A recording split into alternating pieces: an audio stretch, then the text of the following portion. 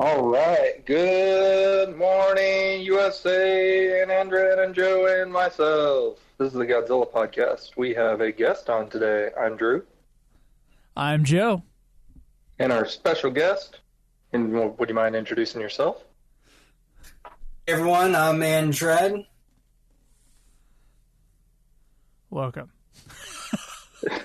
Herzlich willkommen aus Deutschland, mein Freund. Andread, where are you from?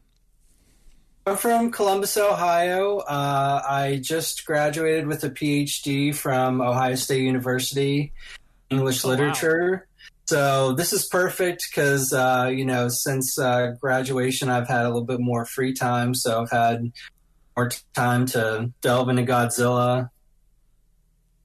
Did you, is there any good Godzilla literature out there or what? Well, actually, what I've been doing is I got the Criterion Showa box set, and they have little mini essays with each for each film. So I've been watching those, and I got through all of them, and I've been re-listening to your commentaries on all those. Reading those essays, and I also have David Collott's A Critical History and Filmography of Toho's Godzilla series, which is an excellent book. So I've been reading each of his chapters on the various films after watching them. Oh, that's cool. So what made you want to do literature? I'm just wondering for your. Well, I mean, I've always been. A reader, very interested in literature. I'm a writer myself. And I actually came to graduate school after being out of school for quite a while, about 8 years. And I was really interested actually in disability studies and learning more about disability and culture and literature and how attitudes of disability get reflected in literature. So that's kind of what my dissertation about. Oh wow, okay. All right, well, I guess we can dive right into Godzilla. Let's do it. What was your first experience with coming across some Godzilla? Well, similar to your previous guests on these bonus episodes, I kind of started out seeing the show of movies on TV at a young age. I don't remember what the first I saw was, but it was probably either Godzilla versus the Sea Monster, aka Ebra, or maybe Son of Godzilla. I know that was one that is the bane of your existence. They played that on TV all the time. The bane of Joe's existence. I enjoyed the Son of Godzilla. Sorry. As well as All Monsters Attack, or as it was called, Godzilla's Revenge. Another one I know you hate, but those are some of the first I saw, I'm pretty sure. So King Kong versus Godzilla 2, a lot of those show films it seems like they had on TV. So, and I was interested in dinosaurs as other people usually are who are Godzilla fans. So that kind of sparked my interest. Then when I got older, kind of fell away until I think it was after I got out of my undergrad and saw EMK on the Sci-Fi Channel, and that kind of renewed my interest in seeking out the Godzilla films, learning about there was this whole Heisei era that I wasn't aware of. I think I had seen, in fact, I have the VHS of Godzilla 1985. I had seen that and Biolante, I think, but I wasn't aware of anything after that. So I rewatched all those, and then again, kind of lost interest again because I didn't really know many other people who were interested in these types of movies. But after the 2014 Legendary film, again, that kind of sparked my interest. And then when Shin Godzilla came out, that really put me back into hyperdrive. And with the release of the latest King of the Monsters, that really got me serious back into it. I subscribed to GFan and started listening to podcasts, and so that's what's of which brought me there here are a today. plethora right now, man. So it's a good time to get into the Godzilla podcasting stuff if you want to listen to a lot of them.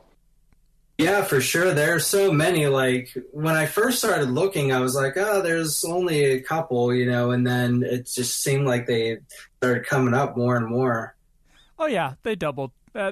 They doubled and they tripled. Doubled, dude? Quadrupled? Yeah, at least. There were 2 other shows when we started. There's Kaiju Cast, and then there was Godzilla Pod War Hour, and that was it.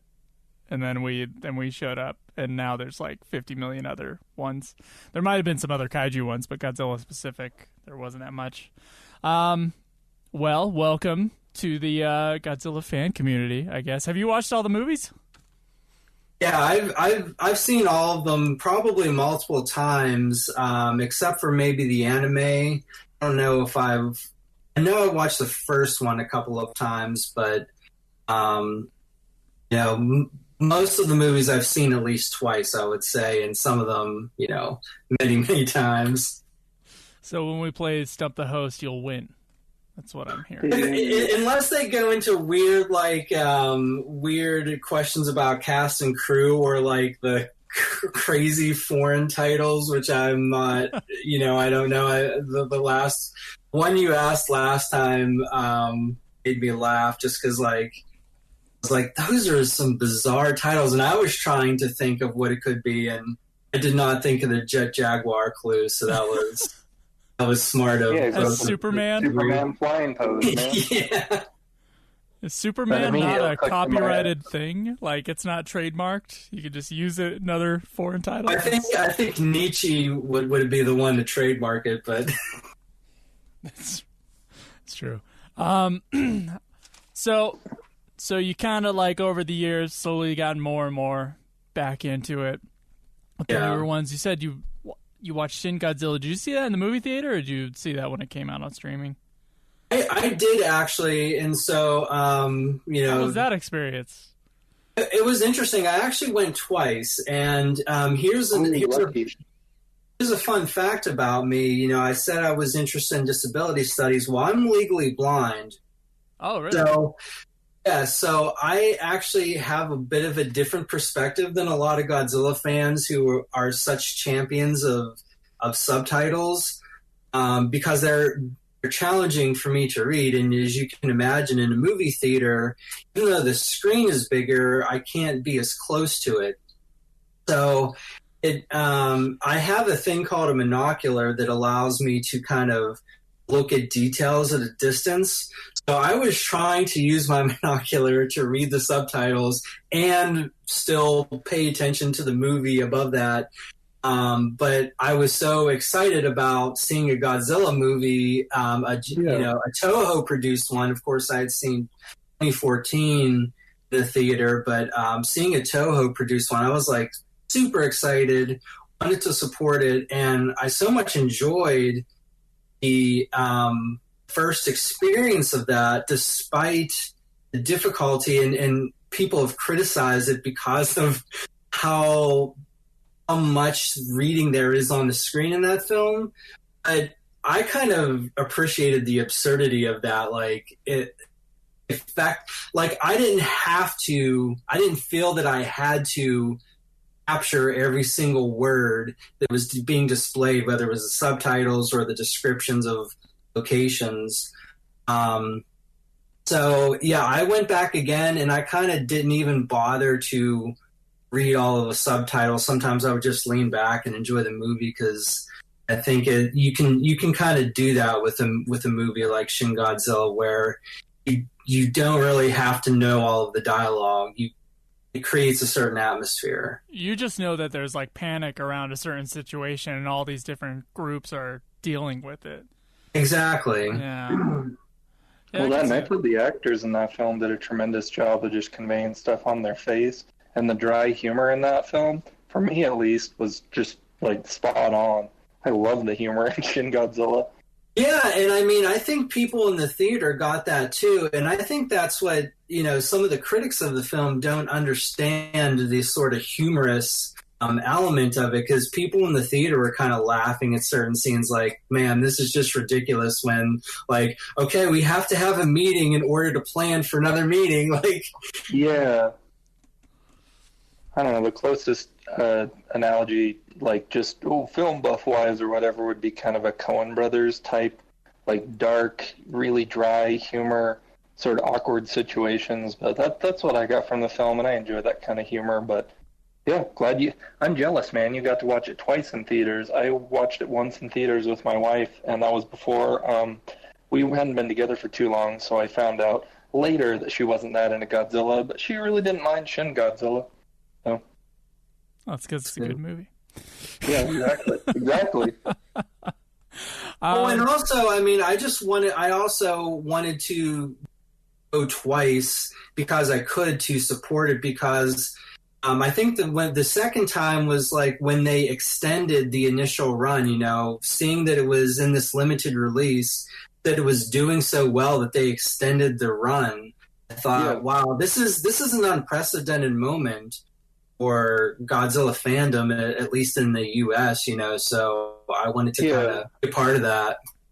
Indeed, it was almost positively because, like, they extended their run because of the reception it was getting. Like, it wasn't just like, oh, there is a Toho Godzilla film in theaters right now, like limited release. It was that it was a limited release, but was also like being super highly praised. So they're like, hey, let's keep this out here for a while. You know, I would assume. Yeah. Yeah, I really dig Shin Godzilla. You were talking about the dry humor earlier, Drew, and that reminded me of like there's like two types of Japanese comedies that I've seen.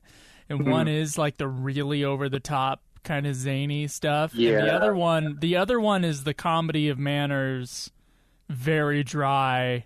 Like people are doing things that aren't okay in society, and there's just like an awkwardness and a funniness to that. There's a Japanese movie called The Funeral. I think it's a 70s film, and it's considered over there, according to that like list, their Kinema Junpo like top 100 Japanese films of all time. It's really highly praised.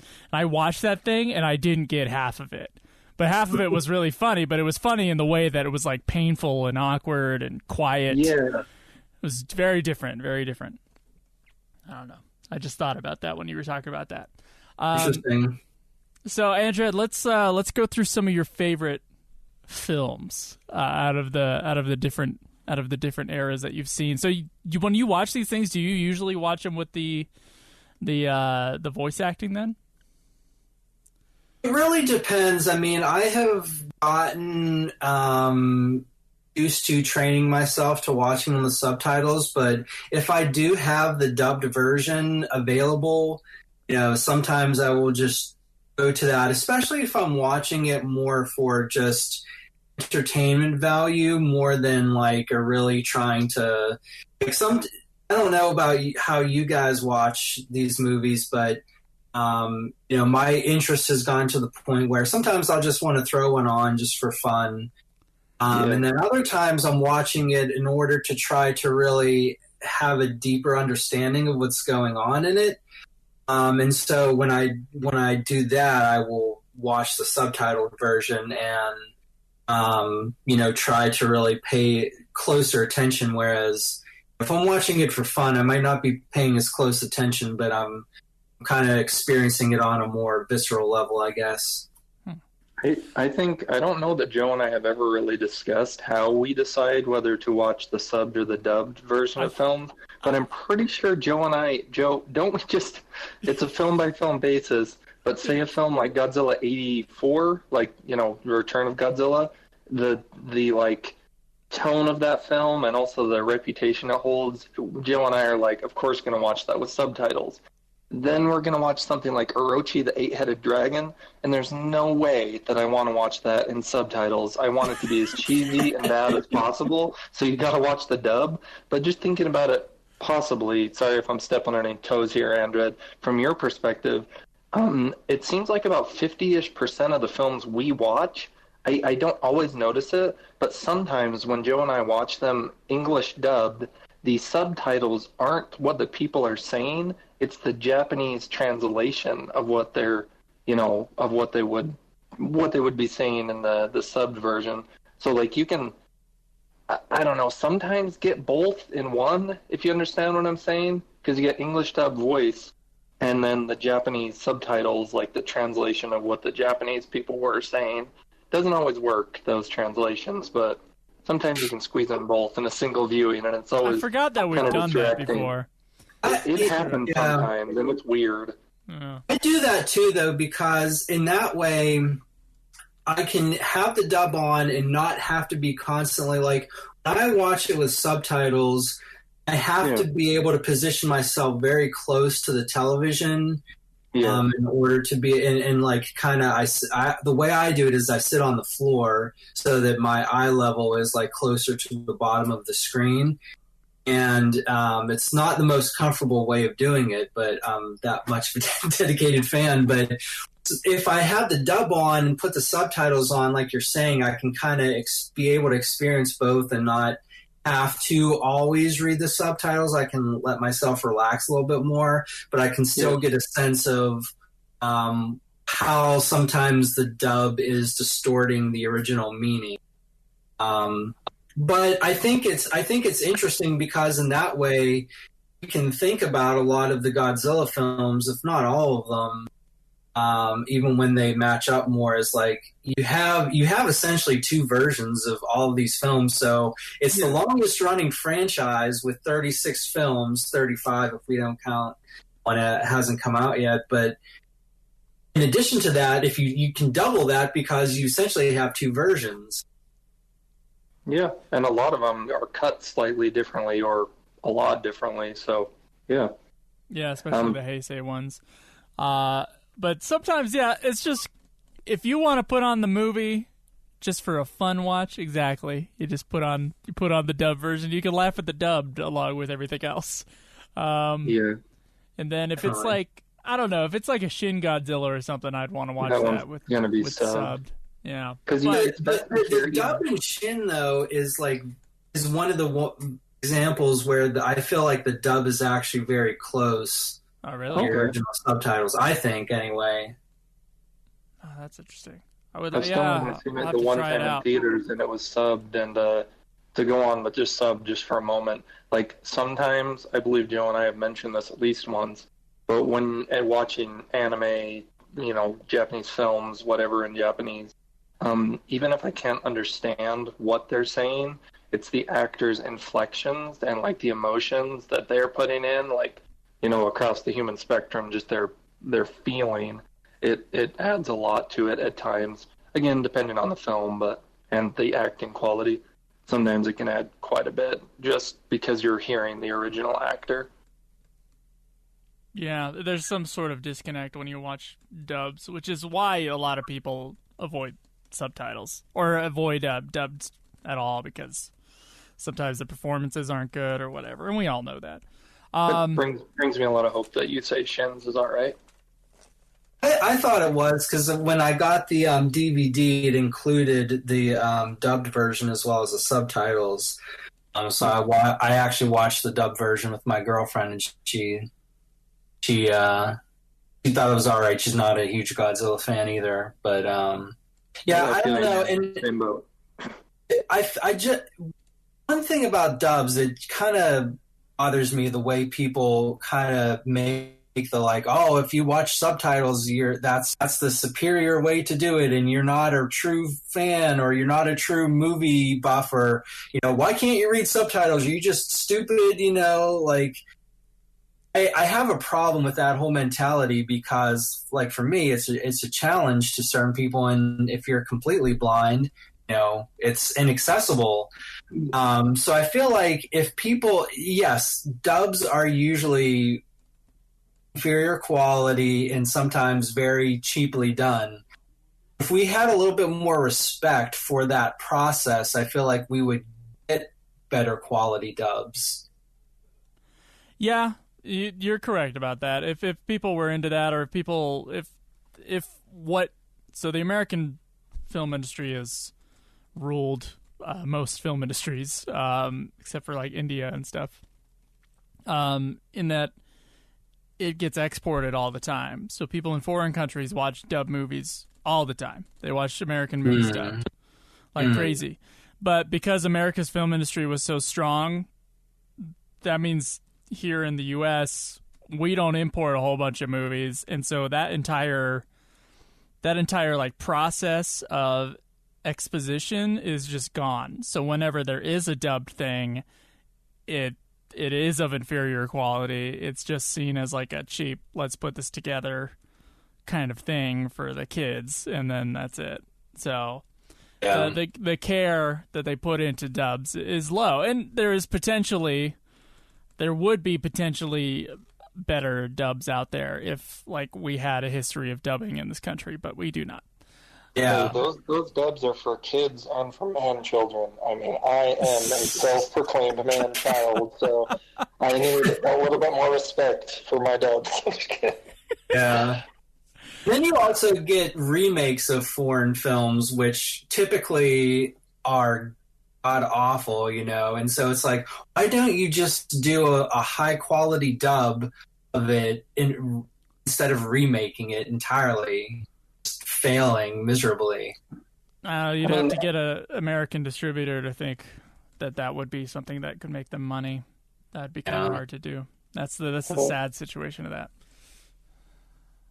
All right, Showa, we got off on a tangent, and I'm sure I have more questions for later. But no, you're good. It was really good, and I have a lot of like your questions and comments. But let's get through Showa because I'm really interested in your answers here, man. Top 3 Showa. Well, I don't think my answers are going to be too controversial here. Number one, I think everyone has picked so far is Mothra versus Godzilla. Setting aside the original, of course, which is always going to be at the very top. But, Mothra versus Godzilla, I think, is one of the best of the entire franchise. Number 2, I would say, I don't think anyone has put this on their top 3 so far, but Godzilla versus Mechagodzilla. Oh, yeah, you might be right. That's weird. Oddly enough, too. I think that's a fantastic answer, but I think you're correct. Huh. I was surprised because, I mean, that was always one of my favorites. That's another one I feel like that was on TV a lot, too, as a kid. And going back through your commentaries, it doesn't seem like either of you are as much a fan of Jun Fukuda's movies as Honda's, which a lot of people, that's a lot of the people's opinion. I'm kind of the same way. Rewatching a lot of the Fukuda films, it was hard for me to really understand what he was trying to do with these movies. For somehow, with Mechagodzilla, he just, but him and the composer he worked with, he just really meshed well in that movie, and like the weird kind of, the weird music, the more jazzy type of music that I typically did not like, worked in that. So, and it was the fight scenes were very like brutal and bloody, so I don't know. I've always liked that one. I think Mechagodzilla is my number 3, I think. Okay. So at least when we did the Showa era retrospective, I think it was number 3.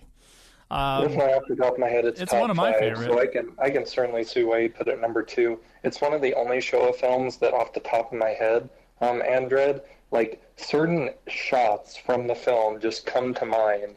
Like there's so much iconic imagery from that film, and the entire scene with Mechagodzilla revealing itself, shedding its Godzilla skin, all the fire, like just that's some of the most gorgeous stuff of the Showa era or Godzilla filmography period.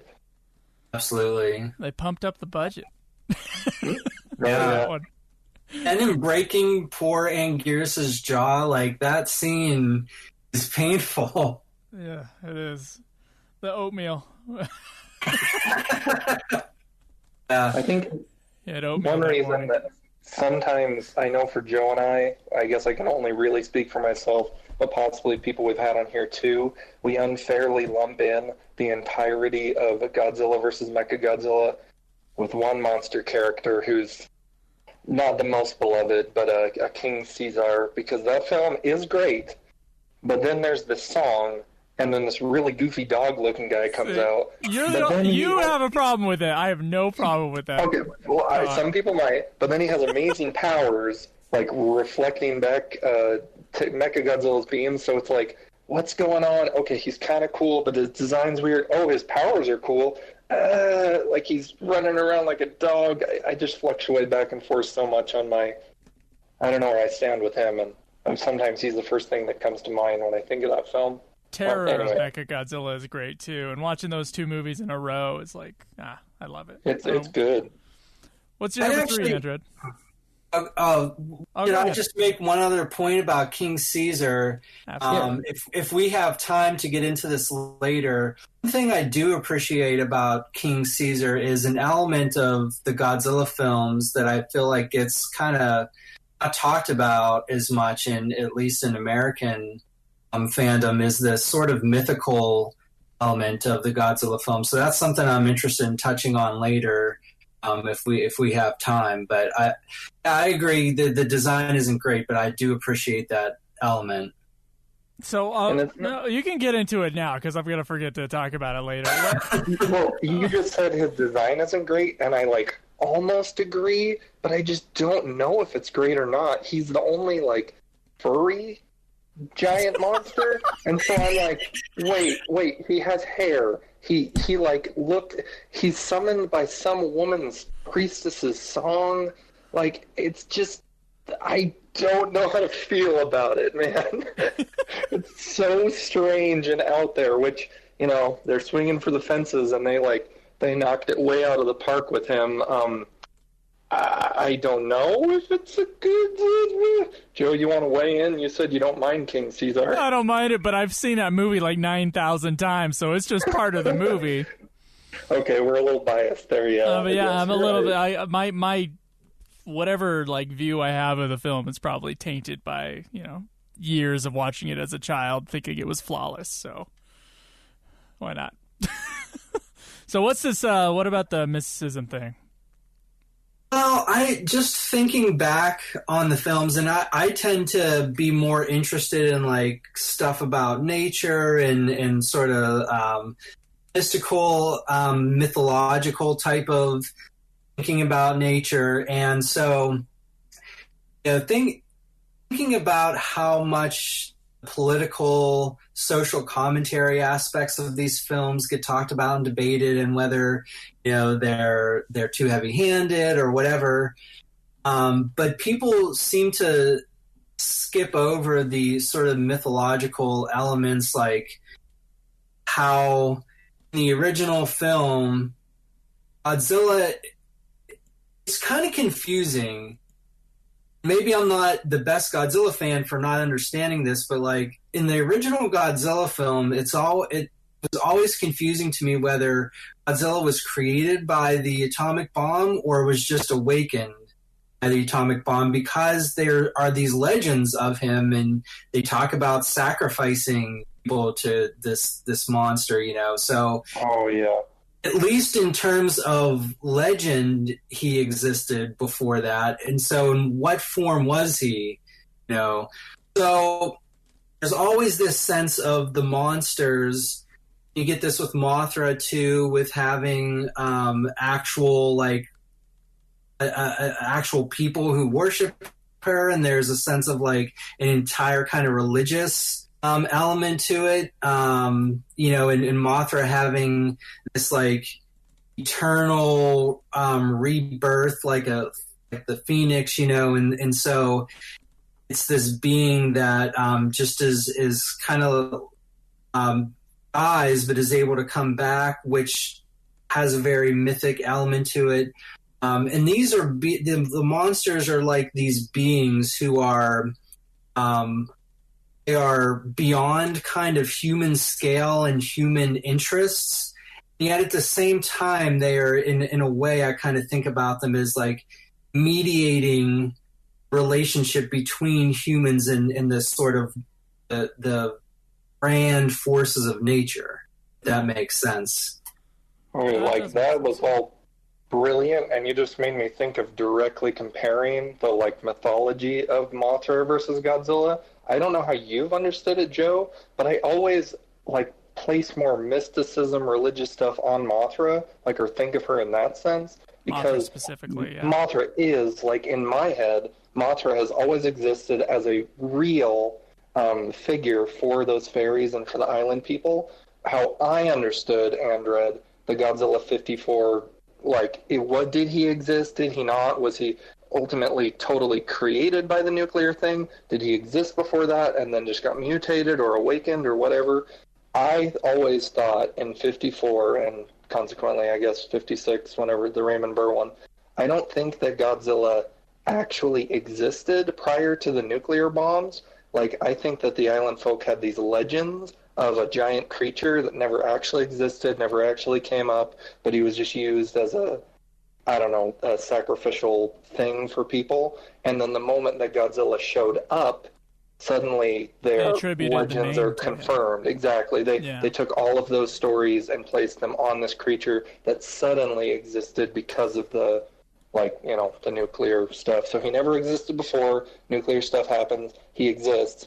But they placed that mysticism all on him when he didn't actually exist, but Mothra always existed. That's there is the possibility that the scientist, the guy who said the Cretaceous period was 2 million years ago, that he was wrong. I want to completely not even think about dinosaurs or anything like that, man. Just toss all the dinosaur talk out the window. You're saying that then our serious debate becomes pretty silly. What were you saying? Sorry, Andread. No, you're saying the paleontology in those films is inaccurate? I'm shocked. Yeah, in a 50s film, the paleontology is a little off. Just a little. Jurassic period was like 2 million years ago, they said, right? Yeah, I thought it was 20,000, man. Just 20,000. No, it's too big. He said million. He said million. Generations it's 2 million. I don't know. Oh, my goodness. Anyway, yeah, I mean, I guess it's like that element is... which is true is, I guess, not important. I mean, the creature of Godzilla did have to exist, like, at least in hibernation or something, because if we are taking that idea that it is a surviving animal, Jurassic or whatever, you know, it did exist in some form, but then I guess was mutated by the bomb. I think the interesting element of that is, why did they bring that whole aspect of the legend into it? If they're also presenting this idea of the bomb having created it, and I think that is where the political and the mythical come together in these films, and that, I think, is a bit different than what.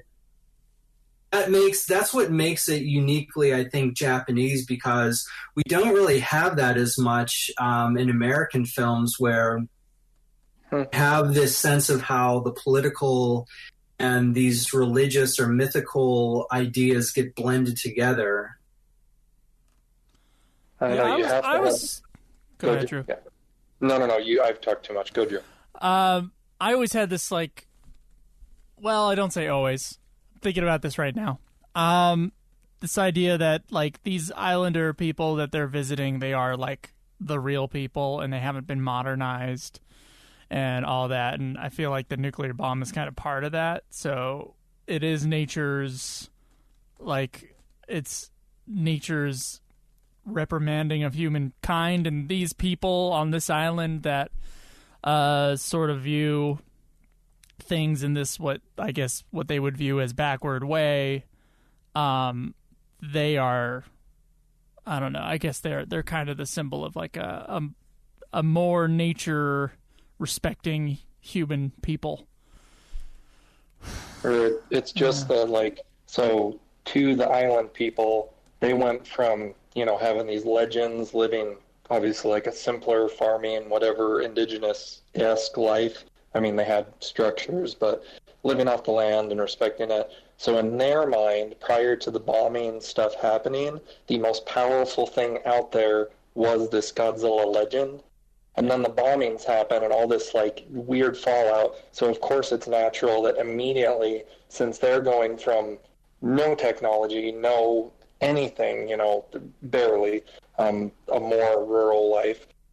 Suddenly, this stuff that they can't explain is happening. Of course, they're going to immediately attribute that to a Godzilla legend.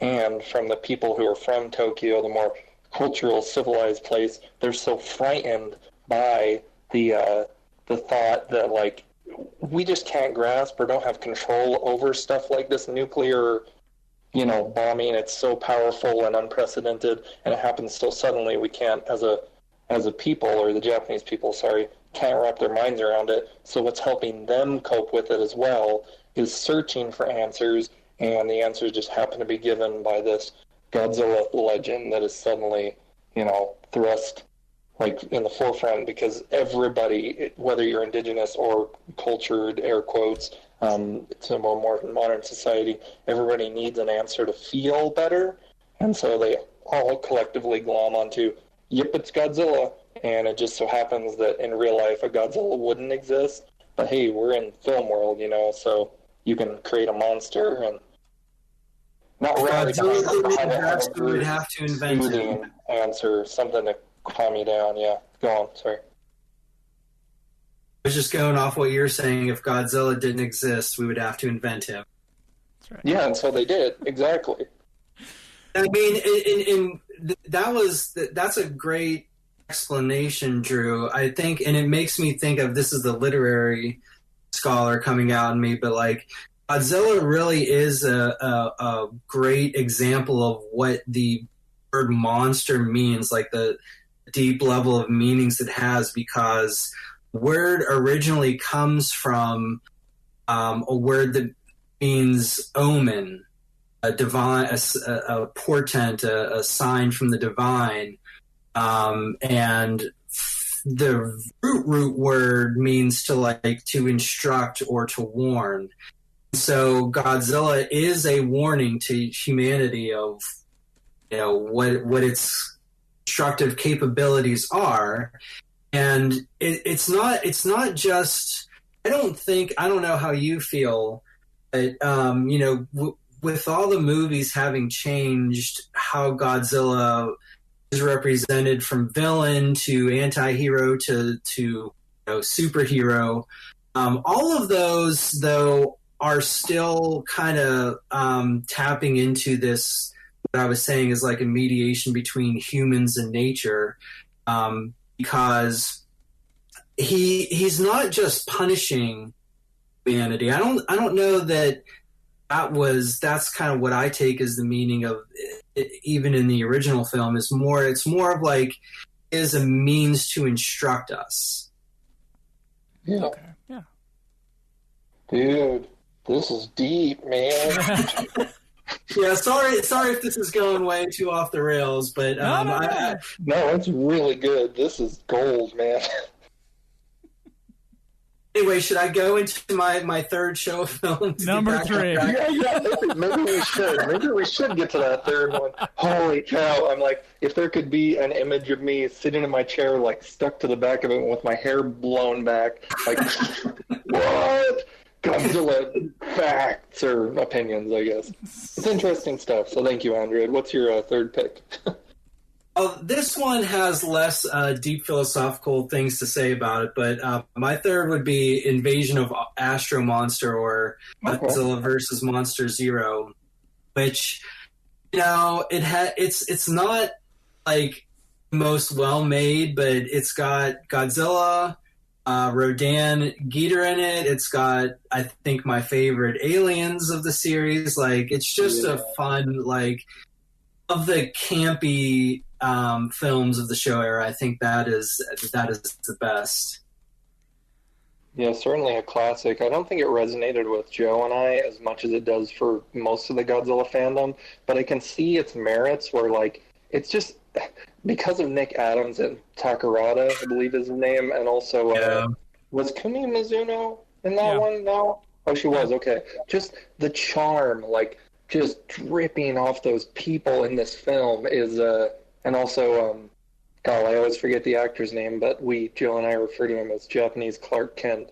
Oh, yeah. Like, just those, I mean, campy, not. I don't think they could have went wrong with that script, the effects they had at the time, and those four main actors. I think, because now that we talk about that movie all the time, I'm starting to think of it like a lot more positively than I felt when we watched it twice. But I think it's an odd movie if you're watching these movies in a sequence, because suddenly we're in the future. It's just like aliens, and it's just totally off the rails from the four movies before it. That's the thing about that. So I think because we watched these movies in a row and hadn't seen that one before, it was just a weird one to get into. But it is one a lot of people like. Yeah, it's a transitional movie because it still has some of the serious aspects of the previous ones, but it has those elements that are going toward the more campy style that would come later. Definitely. All right. Hey, Sarah, what are your top three? Number one, again, I think an uncontroversial pick would be Return of Godzilla. Oh, wow. Oh, wow. That's pretty high up, actually.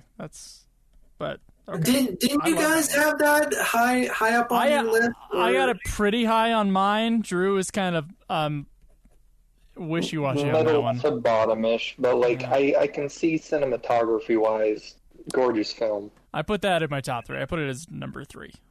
I think that what appeals to me about that one is that it has this very somber tone to it, and it almost has a horror movie kind of feel. Like it's very dark. The music is like very suspenseful. I don't know. I think I always appreciated it for those elements. Like in that, it seems like they're trying to make Godzilla scary in a way that he really hadn't been for a long time. Yeah, certainly. Viewing it as like a timeline of Godzilla films for the time, it was like a big return to form. So, yeah, I like that one a lot. What do you watch the 85 or the 84? I think I have an appreciation for both. I had always seen the 85 version and was really surprised when I finally saw the Japanese version, how different it is without those. I mean, those American scenes really are awful. I was just about to say your love of whether you love 84 or 85 more, it's really how much you love Dr. Pepper, because, you know.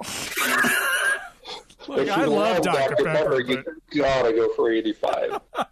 If you can stand to go without Dr. Pepper for one film, which some people can't, 84 is your movie. Actually, I mean, I do like seeing Raymond Burr, though, return, and even though he isn't doing much other than standing there talking, oh, you don't know what you're doing, Godzilla can't be defeated, blah, blah, blah. I don't know. He just brings a certain gravitas to the screen, despite all the silliness that's surrounding him. Like, I don't know. I just appreciate that, and I know a lot of people make fun of that, like his narration at the end, but I think it kind of dovetails with my whole idea of like the mythic nature of Godzilla. So I kind of appreciate that, actually. In the original Japanese version, that's the only thing that I feel hurts the film or makes it less impactful than the American version, is that it kind of ends sort of abruptly. It does. Yeah. Yeah.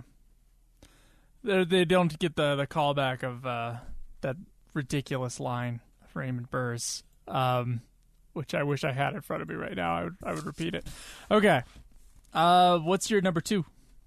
Number 2 is going to probably be a surprise, but it's Godzilla versus King Ghidorah. I've watched that so many times. I appreciate the absurdity of it. I like all of the elements of it, not just the monster stuff. I love M11 and all, the androids and the time travel, the wonkiness of it, even though it makes no freaking sense.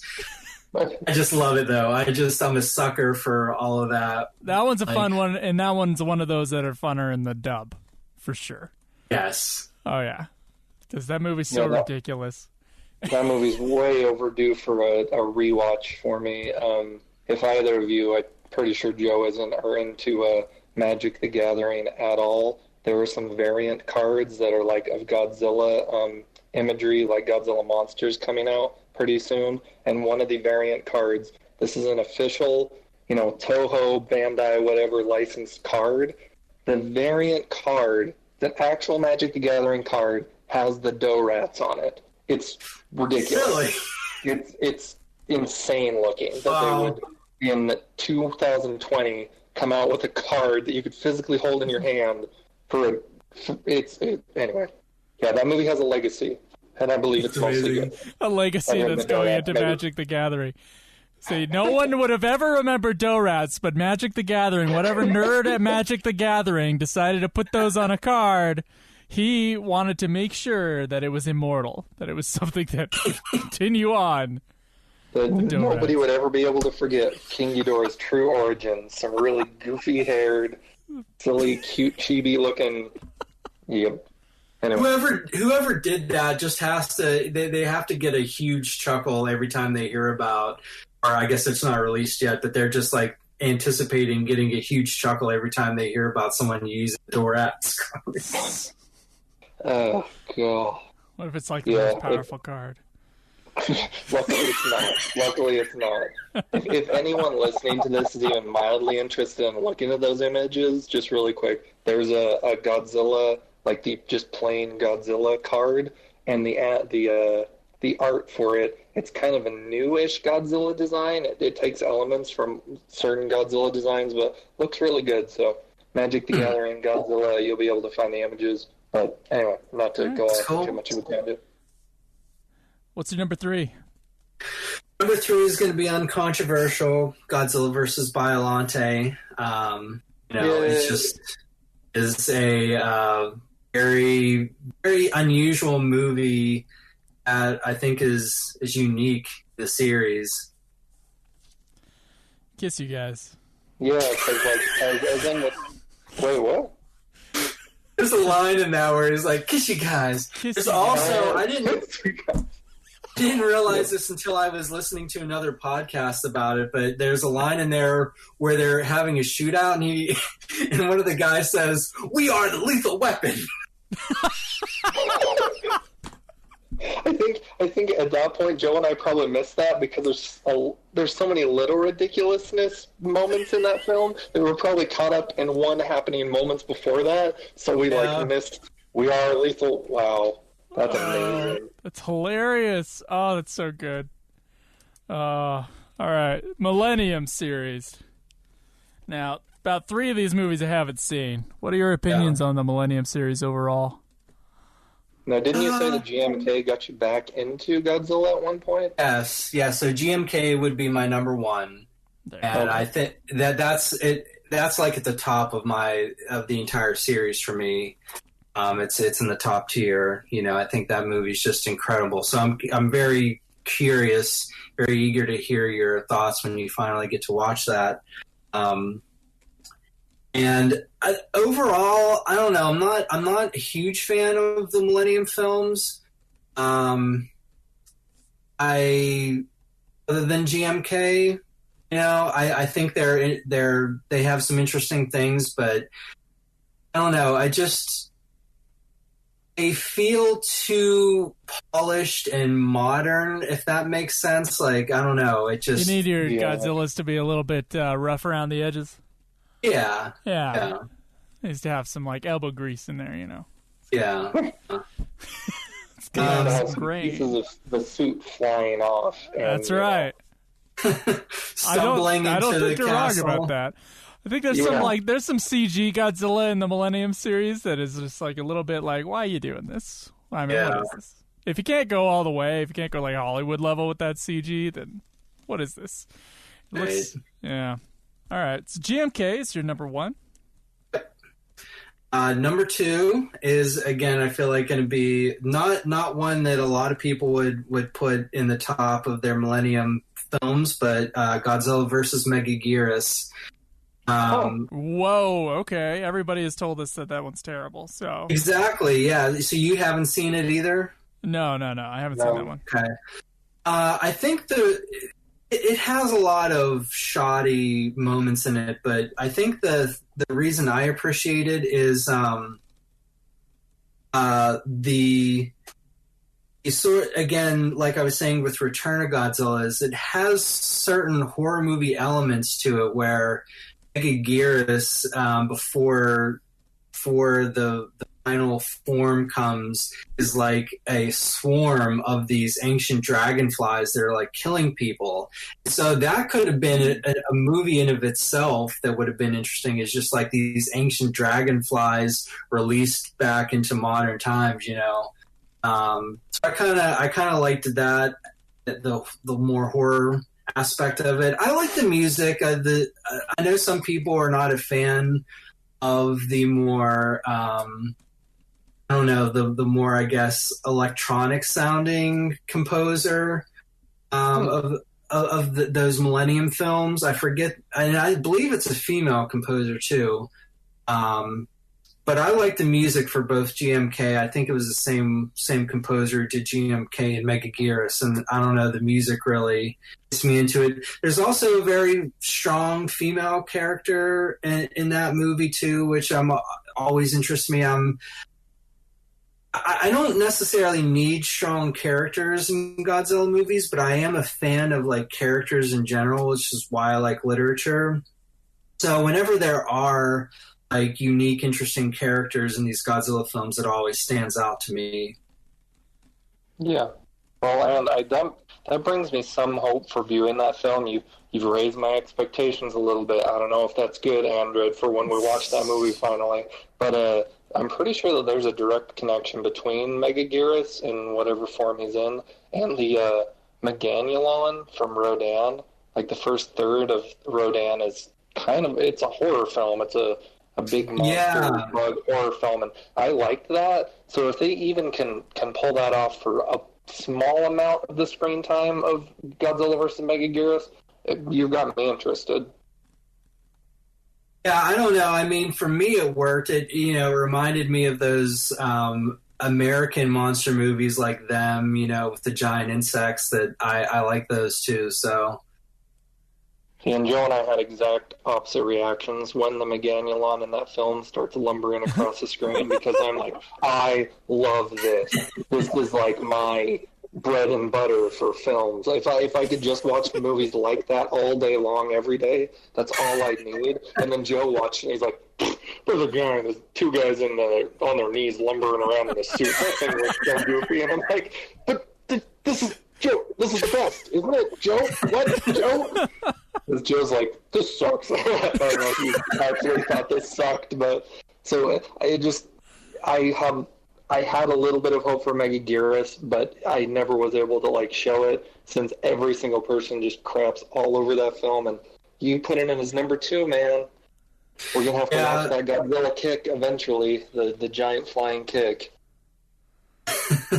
I mean, with all of these films, I feel like you really have to try to go into them without being clouded by other people's judgment, because, everybody kind of has different things. Just like you're saying, you and Joe sometimes don't see eye to eye on things. Like, different things will appeal to different people, and that's the beauty of having so many different kinds of movies to pick from.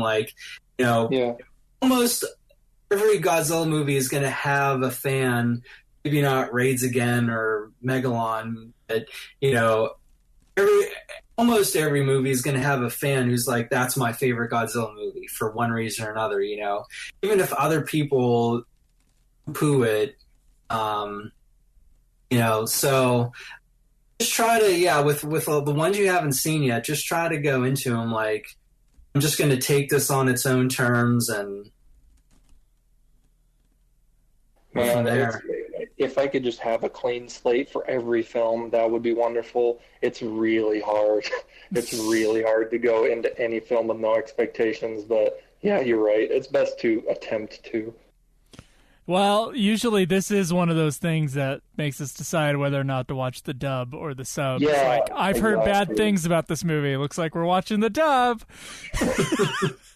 All right. Yeah, we might as well enjoy it as much as we possibly can. Might as well. What's your number 3? Number 3 is Tokyo SOS. Another kind of monster melee film there where you've got Godzilla, Mechagodzilla, and Mothra. Human story is good. The fight scenes are good.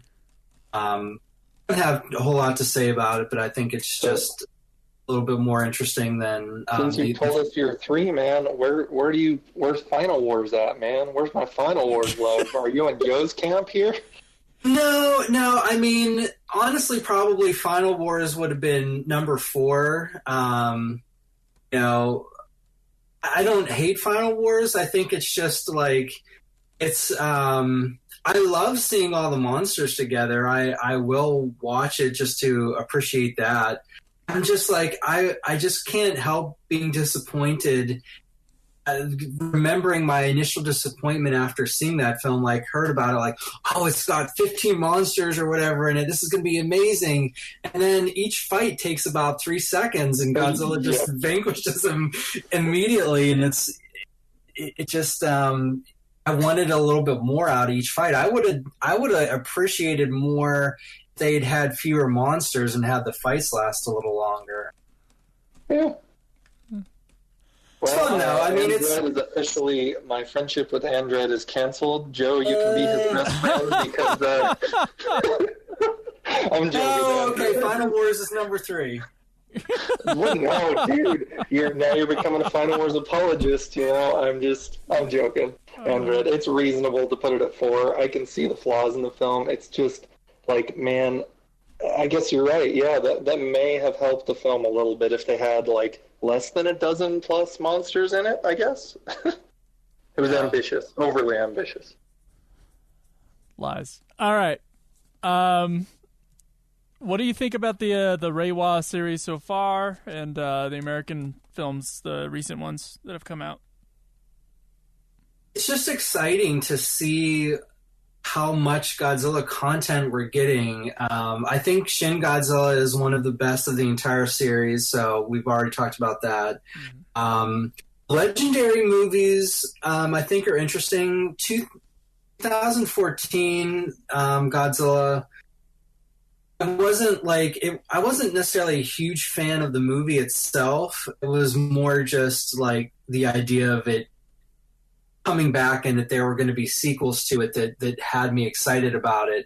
I liked King of the Monsters a lot. I know some people are meh on it. I don't know. I like the fact that Michael Dougherty was able to bring a Showa era kind of destroy all monsters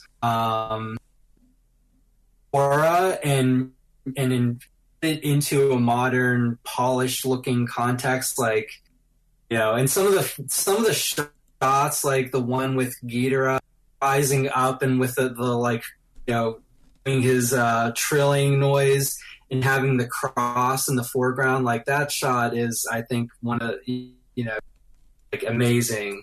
So I don't know. There were a lot of things I appreciated about that one. The anime series is interesting. I know you've talked about this a little bit. Have you guys watched those films? Yeah, we have. Yeah, okay. we did our initial reactions. We haven't commentated on them. Okay, yeah, that's right. Yeah, I remember that now. Yeah, I know you were saying last episode, I think, that if you met someone who like loved those films, it would be interesting to talk to them. I don't love them, but I do appreciate them for doing something different. Like, they are more philosophical approaches to Godzilla, which having a more philosophical mindset, like, I appreciate that aspect. I appreciate, like, Mechagodzilla being more of like this structural entity rather than a robot, and Ghidorah being like this Lovecraftian entity from another dimension that doesn't obey the laws of our physical world. Like, I don't know. I thought that was a really cool approach. Yeah, I can agree with in the third film, like because in the third film, the real like plans coming out from those, I can't remember their names. I remember the Billasudo, but those are the guys who control Mechagodzilla City or something. And like that was probably the most redeeming aspect, was the reveal in the third film. Spoilers to anyone who hasn't watched it, skip ahead a couple minutes, I guess. But just how they were like a part of this apocalyptical cult, and like you said, it was a unique take on Ghidorah, because he's exactly some Lovecraft like dimensional being of, I don't know. He's got the god aspect in there.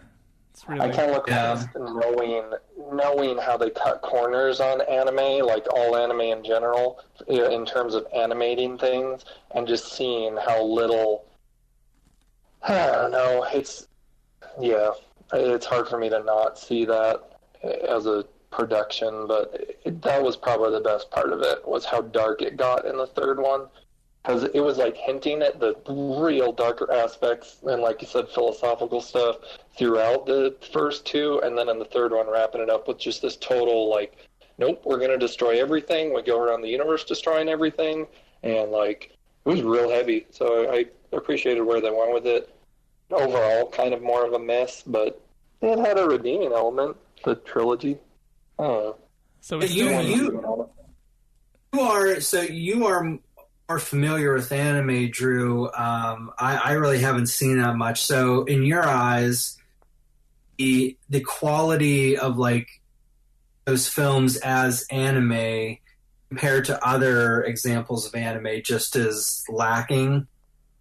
So they had a lot of like Godzilla period, like the incarnation of Godzilla that we got in the anime series, freaking gorgeous. Like the shots of him, he doesn't have to move much because that's kind of part of his charm, is the slow, he's like the size of a mountain range or bigger, and that was pretty, but I can't not see how little they animate people, and they have static shots of people whose mouths are moving, and we get a lot of, like you said, the philosophical stuff, these explanations of deeper meanings in Godzilla and moral, ethical debates. But then I'm just like, you guys already didn't want to make this a series, so doing shots like this, animation like this, which sometimes they pulled out all the stops. I can remember some scenes where the main character, he was so, I can't even remember his name, but he'd fly in that mech suit, and like, you know, for a sequence, suddenly it's like, okay,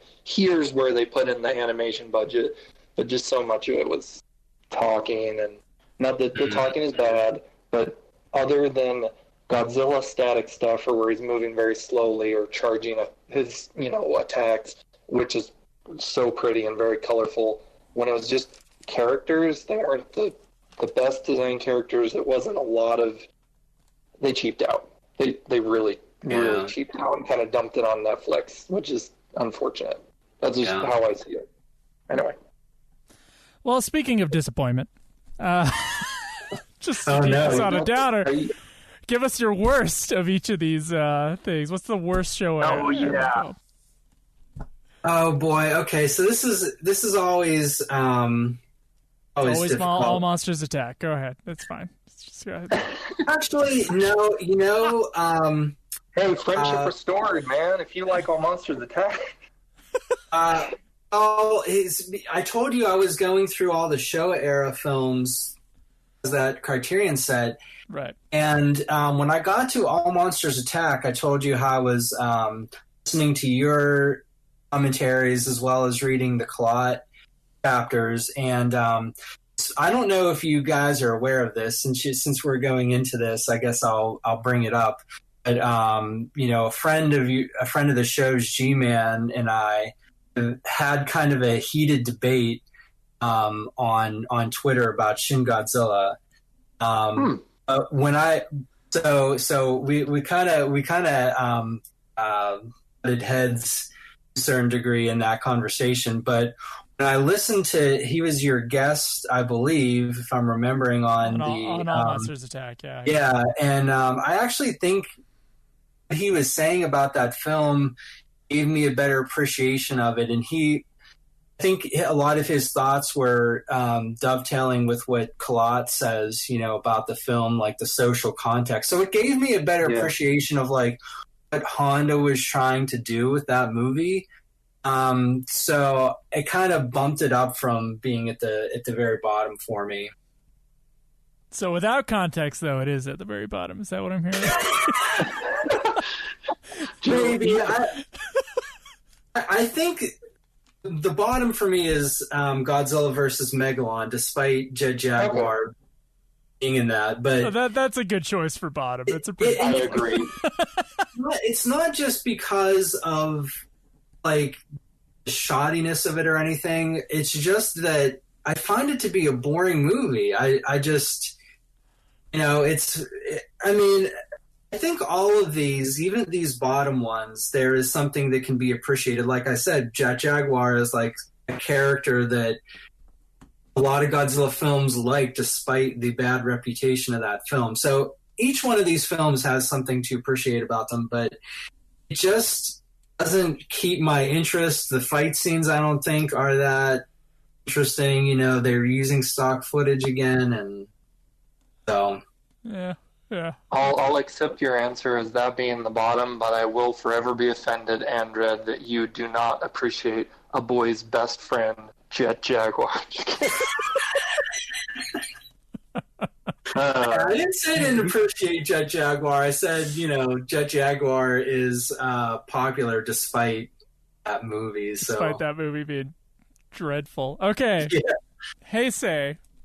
Heisei is, I think, no surprise, would be Godzilla versus Space Godzilla. Again, kind of a hard movie to find entertaining. I think G-Man would agree. He would agree. I don't know why you're butting heads with him so much. We just had a very different perspective on Shin Godzilla, so... Okay. If you want to get into that, I think you should see GMK though first, and then read his article, which contrasts them because he sees the nationalism of Shin Godzilla contrasting with the sort of anti-nationalism of GMK. So okay, yeah, I'm interested in seeing that. I think we touched on that last time, didn't we? Yeah. Okay, what about the Millennium series? See, this is interesting. I don't know.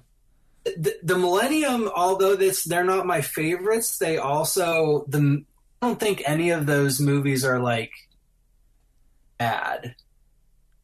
So probably people would say Megaguirus, which is my number 2. I don't know. Maybe. I guess it would have to be either Godzilla. Okay. You can't put Godzilla 2000. If you say at the bottom, Godzilla so you 2000, can just say Final Wars. You can just say Final Wars. Yeah, I am straight on to the next topic. I'm making some controversial statements on this episode. I might say Godzilla 2000. It's okay, Drew. Always talk over him when he's about to say Godzilla 2000. Yeah, I know. I couldn't. There's some static on this end. I think we're gonna move on. I didn't. It's Godzilla versus Megaguirus. That's right. His second and his worst. Godzilla versus Megaguirus. Just so everyone knows, if you don't have Biolanta as your number 1 Heisei, if you don't have Mothra, not counting 54 as your number 1 Showa, and if you don't have Godzilla 2000 as your number 1 Millennium when you come on this show, you can't be on our show. Yeah, we'll hang up. Okay, all right. You guys should have told me the rules. We used to be an open podcast, but now under quarantine, we're just losing our minds, and so we can't accept anyone else's opinion but mine and Joe's own. So, Andread, we have to cut you off here. I'm just kidding. No, we're good. Godzilla 2000 is the worst, huh? Well, no, I'm genuinely interested. Do you just not have a connection to the film, or what's your history with the film that you put it so low? I mean, I think I saw it when I was just, as I said, when I was kind of getting revived my interest was getting revived after seeing GMK. Mm-hmm. I think I searched out all those Millennium films, which were a lot easier to get a hold of than some of the Heisei.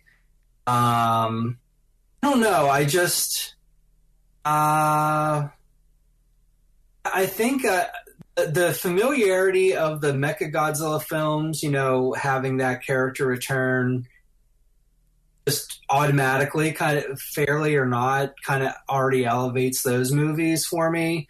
I said I like Megaguirus, so just by default, then, you know, you've got. I don't think it's a bad movie. I think it's a good movie. It's just not one that I find myself returning to. I don't know. I kind of don't find Orga to be especially interesting. Like, I don't know. How dare you? He's a little bit of a lackluster design, but man, how you can get over the Regenerator G1 and the shouting from the rooftop guy always like resembles Seto Kaiba to me. I've never seen Godzilla this close before. They're just, maybe it's just those two moments and then the opening, but I mean, I feel like you have a huge love for the Millennium series of Godzilla films if you're going to put like 2000 at the bottom, or like you love the others so much that, you know, that one gets squeezed out. You're certainly the first real, like, it sounds like, huge fan of the Millennium ones that we've had on our podcast. See, he said he was iffy on the Millennium except for GMK. But yeah, none of them are that bad, I think is what he was saying. Oh, so they're all just kind of a like, meh pile? I don't know. I wouldn't put it as meh. I would put it more as, like, they're competently made and they're worth watching. They're just not really ones that I'm going to find myself returning to a whole lot, except for GMK. We'll have to see when we get to the Millennium series ourselves, but I feel the exact same way about the Heisei films. I didn't really mention it in our wrap-up, but I could probably honestly go without ever seeing any of those films again. It's a spot of the Godzilla filmography that I don't know, I just don't feel that much towards, but maybe I'm just a Showa fanboy. To take Pokemon terminology, I'm a Gen 1er for Godzilla. There's only 150 Pokemon. There's only 150 Pokemon. Exactly, and I'm what would you call, so if they have Gen 1ers as Godzilla as a Pokemon reference, then we're just Showa fanboys? I don't know. I think there's I would take my top 3 Heisei era films happily over some of the, like, the really, like, there was a bad period in the Showa era, and I would just love to, like, shove those in there. Those Megalons and those Gigans and those All Monsters Attack. Agreed.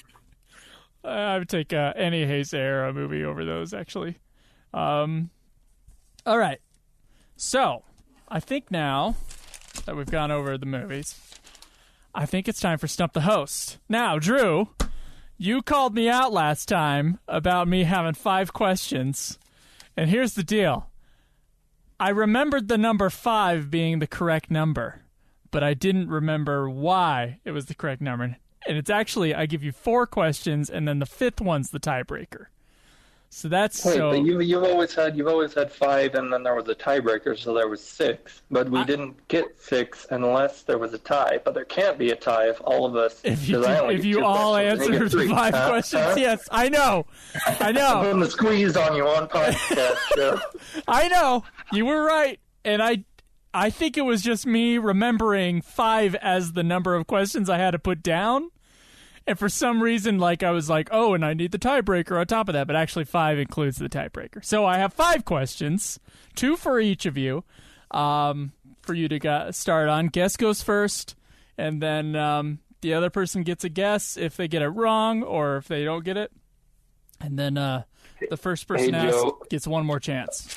Again, with the bullying of our interviewee here, I think because Andread put Godzilla 2000 so low, don't you think I should be going first this time? I'm just kidding, Andread. Drew, you're making me feel like I should let you win. No, do not. It wouldn't be honorable, man. I gotta win fair and square. I'm just saying that. I'm just saying that just in case I lose. Joe, remember to text me the answers, Joe. Oh, I shouldn't be saying that. Oh. Sorry, Drew. My phone's dead. It's out of power. All right. Question number 1 for Stump the Host, and this one's for Andread. Which Godzilla film was Japan's all-time most attended, with 12,550,000 tickets sold? King Kong versus Godzilla. Correct. King Kong. I knew that one. Good question. Good answer. King Kong versus Godzilla. All right, Drew. This is question 2. According to stats collected in 2015, so this doesn't include the newer Godzilla movies. And I just don't have stats for that. Otherwise, the question might change. So pre-2015 movies. According to stats collected in 2015, what Godzilla film had the largest amount of Godzilla screen time? Oh my gosh. I feel like around the time of 2014 releasing, I would have known this because everyone was going on about that question.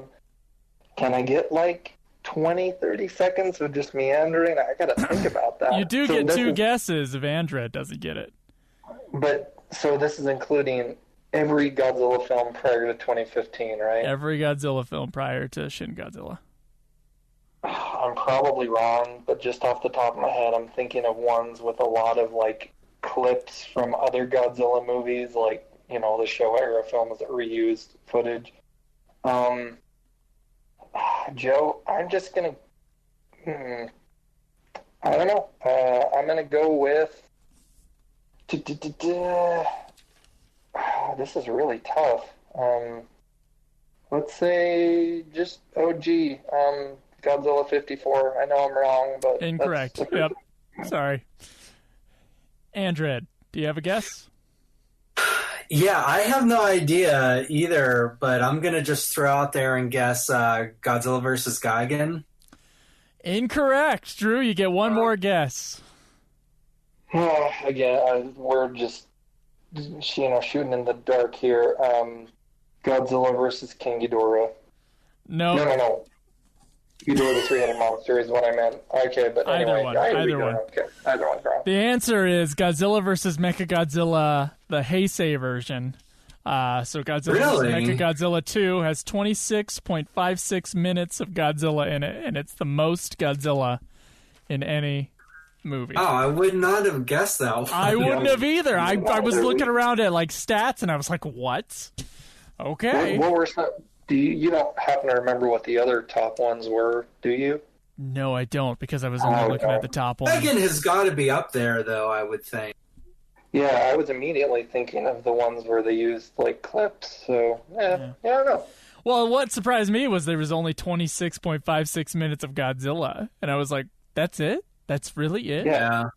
Wow. Out of what's likely at least an hour and a half film, that's... Yeah. A lot of them are 85 minutes. Yeah. All right, so, Andread, you get number 3. Gareth Edwards was first considered to helm the 2014 Godzilla after the success of what low-budget horror film? Oh. That he directed? Yeah. It's just called Monsters? Monsters is correct. Gut film. I've seen that film, and in my head I was like, it's called Monsters, right? But that's such a generic title, but yeah. Monsters with an exclamation point. That's the TV show.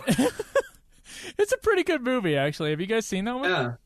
Yeah. I saw it on, I think, Netflix or Amazon Prime years ago. Enjoyed it. That's really good. My wife enjoyed it, too. He did the Maya effects himself. He did the CGI.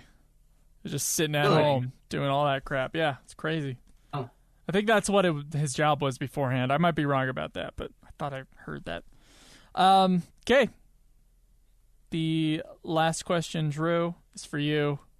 The world premiere of this Godzilla film was held at the Egyptian Theater in Hollywood, California on November 29th, 2004.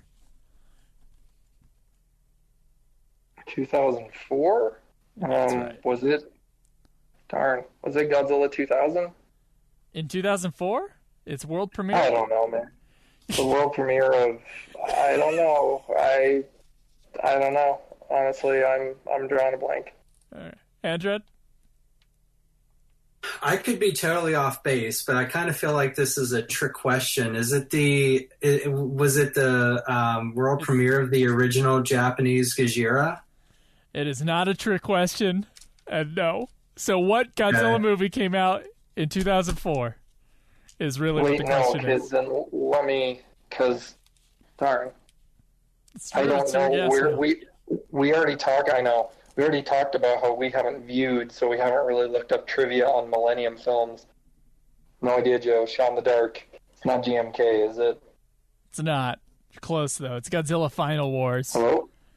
Oh, yeah. They should have realized that because now thinking about it, I always remember there was a 10-year break between 2004 and 2014, and 2004 was the 60th anniversary, right?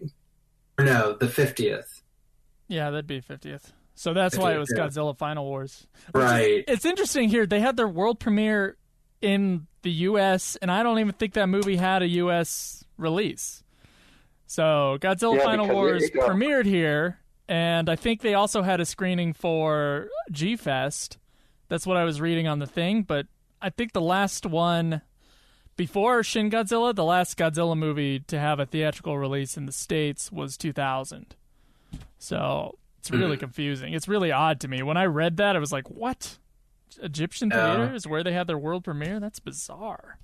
I was thinking the original Gojira because didn't they release that at some point in the 2000s? I think that was also in 2004. I think really? I think you might be right. If that had been the film that they had screened there, that would be a lot more respectful of Godzilla and the franchise itself. But, in spite of my love of Final Wars, I can side with that. All right, so Andread destroyed Drew on this round of Stuff to Destroyed all my monsters. If you guys want to hear the bonus question? Because this is another alternate title one, and this is a kaiju movie that's not Godzilla. So I'll give you that. We're gonna work on this one together, Andread? Sure. Okay, this is not Godzilla. All right. Name the kaiju movie based on these alternate titles. Oh boy. In Germany, it's called Frankenstein: Duel of the Giants. In France, it's called The War of the Monsters. In Italy, it's called Katango. In the Netherlands, it's called Katango's War. And in Poland, it's called Duel of the Monsters. The first thing that comes to mind, man, is War of the Gargantuans. That's what I was thinking. That's exactly what it is. It's War of the Gargantuans. That would have been my trick question. I would have said kaiju movie and just not pointed that out, but I didn't want you guys to be guessing on that one forever because there's a million Godzilla movies where he's fighting other monsters. But yeah, War of the Gargantuas. This dang, we've gone over by quite a few minutes here. We're at 25 minutes over. Thank you, Andread, for coming on to the show and Thank you for having me. The philosophical discussions and all that. It was pretty great. It's been wonderful. It's been deep, man. It has. Yeah, sorry for running you over time with going into all that, but it's fun. No, it was great. You've been a wonderful guest. Absolutely. Thank you. Despite my picks offending you. Yeah, Godzilla 2000 is pretty offensive at number 0 on the. Wasn't 0 on your Millennium list, but whatever. Yeah, Joe's offended me many times over the course of our friendship. And hey, look, we're still friends. So, Andread, I think we'll get over this. I think good. Oh, all right. Well, thank you, Andread. All right, thank you guys. for coming on and getting up and doing this whole thing. Andread, I think you're our last Patreon invite for a little while. I've enjoyed these bonus episodes, though. It's been fun listening to other people. Well, the only thing I can thank the coronavirus for is giving us time to do these. Let's not the coronavirus for everything, but if we have to, it's that one thing, I guess. Yes. For the silver lining. Yeah, it's the silver lining for sure. So it's been good to talk to you, Andread. It's been good to talk to everybody else that we've had on here. There were 2 people that I tried to message on Patreon. It looks like they're not reading their messages, so we might have 2 more, but they haven't messaged me back in weeks. So Anyway, if you were owed a Patreon episode and still listen to the show, go ahead and check your messages on Patreon. I should have messaged it on there. And our next movie is Godzilla 1998, which I rewatched the other day. Did you rewatch it in its entirety? I watched about 3/4 of it. So, and it's just a really long movie, so that's why I didn't finish it. It was like late. But I didn't hate it. I know a lot of people absolutely hate that one. Andread, how do you feel about 98? I kind of have the same sentiment that a lot of people have shared, is that it's an all right movie. It's just not a good Godzilla movie. Okay. All right. Yeah, I know that it's almost a cliche to say that now, but it does not feel like a Godzilla movie. If you can, I feel like a lot of the bad feelings towards it are because people are going into it and their expectations are getting thwarted. So if you just look at it as kind of like a American disaster movie type of thing, it's a Roland Emmerich movie. Yeah, exactly. Yeah.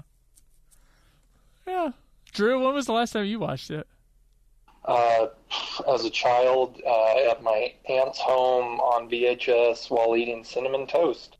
I have very vivid memories of loving that film, watching it the way that you do as a kid, laying on your stomach, looking up at the old cathode TV. And I'm not looking forward to having my childhood memories spoiled, but I know they will be. So I honestly don't think they will be. I don't. If you've seen the movie, I've seen it like a million times, so I have like it was kind of like rewatching Godzilla versus Mothra. It was like, oh, I remember every line. So don't break a girl's heart here. Don't make a promise you can't keep. I'm just saying, I was expecting it to be absolutely awful, and then I started watching it, and I was like, this isn't awful. There's certainly some stuff I could imagine people picking at, but I don't know, guys. I might not hate the 98 Godzilla film. I might not. Well, that's what will make your commentary interesting. Yeah. I'm realizing that. I think it was my third Godzilla movie I'd seen. I'd seen Godzilla vs. Mothra. I'd seen Godzilla vs. Mechagodzilla on VHS. And then the new Godzilla at the time came out in 98. And I watched that on VHS about 1 million times. You were able to appreciate it because you did see it without having all this, past Godzilla stuff, this large collection of Godzilla films that were influencing you to expect to see the same thing you were seeing in all these other movies. Right. It was like a Godzilla that could move. That's really how I saw it as a kid. It was like, oh, this is the American one, so therefore the special effects are better, and he can move, and he's fast, and he's still spiky, and he still kind of looks like Godzilla. It looks like an anorectic Godzilla. With a big old jaw, yeah. Yeah, and I had the toys. I had so many toys. I've mentioned this 9,000 times. I still have the backpack. I still have my school backpack with Godzilla on it. That Godzilla. I don't know, Drew. I don't know. I don't know if we'll do it over Skype or if we'll wait for we'll wait like 2 more months for the virus to cool down. But we can find something to do to talk about to at least bring out bonus episodes. But I mean, I'm certainly not just putting off 98 for as long as possible. Hey Joe, I think I'm going to be sick for the next month, so I won't be able to do this. Okay. You got the COVID? No joking. All right, Andrew, it's been a blast, man. Oh yeah, it has been. It's been fun. All right. We're just as a spoiler that nobody's ever gonna get to listen to. We do talk for a minute after this, so I think we can plug ourselves. That always sounds terrible. We can do our plugs, and then we can have Andread say our final line. But we will talk to you after this, Andread. Hey Joe, we got a Discord, right? We do have a Discord, and you can find it. You can find the permanent link to the Discord on my Twitter @JosephDeGolier. Drew, what's your Twitter? I'm at Drew Daybell. It's spelled how it's said, Daybell. That's right. And I'm just for the record, my name is Drew legally. It's not Andrew. It's just Drew. Just putting that out there. Nice. Okay. You think people couldn't find you because they were looking for Andrew? No, just people have tried to say to be respectful of me and say Andrew, and I'm like, not my name. Thank you though. No, thanks. Thank you though. You can find the Godzilla podcast now on YouTube if you want to subscribe to my YouTube channel. But if you just search the Godzilla podcast, you'll find a playlist, and it's automated now. So when this episode comes out, at the bottom of the playlist is going to be the new episode. So I know 5 people have found that thing, but it's on there. If you guys want a different place to listen to the episodes at, you can watch them on YouTube. And you, Joe, you gotta plug your music, man. I've watched half of those videos. Joe's got some vocals going on. You sound good on a lot of those, Joe. I sound awful in a lot of them too. I like your vocal styling. Thank you. Thank you. I appreciate that. I put a playlist of, and I thought we mentioned this last time. I think we mentioned it outside of the actual recording. So I just put Joe, I am bound and determined that you become a rock star. So that's why I'm plugging that. I don't think that's going to happen, but thank you. Yeah, there is a playlist on my YouTube channel that's every song I ever wrote or recorded. And there's a big, huge playlist. And there's good, and then there's bad, and then there's really bad, all on there. So you can enjoy that if you want to. You can make fun of me. I don't care. Andread, you got anything to plug? Yeah, you can find me on Twitter as Andread the Blind. And if you want to look at my reviews on Letterboxd, I as I've been going through those Showa films, I've written kind of a detailed review for each of them on there. I'm just on there as Andread. Andread. So, yes. Andread. All right. Thank you, Andread. Sign us out. Okay. Thanks, guys. I'll see you. No. Andread, you got to say the line, man. Oh, yeah. Sorry. G. Wait, try it again. You kind of cut out. One more time. All right, everyone. G.